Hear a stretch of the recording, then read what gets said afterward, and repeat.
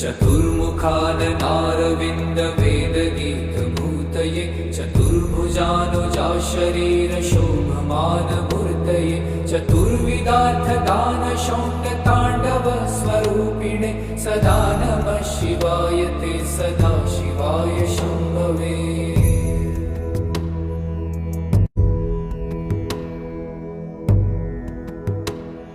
चतुर्मुखाननारविन्द वेदगीतमूर्तये चतुर्भुजानुजा शरीरशोभमानमूर्तये चतुर्विधार्थदानशौण्डताण्डव स्वरूपिणे सदा नमः शिवाय ते सदा शिवाय शम्भवे।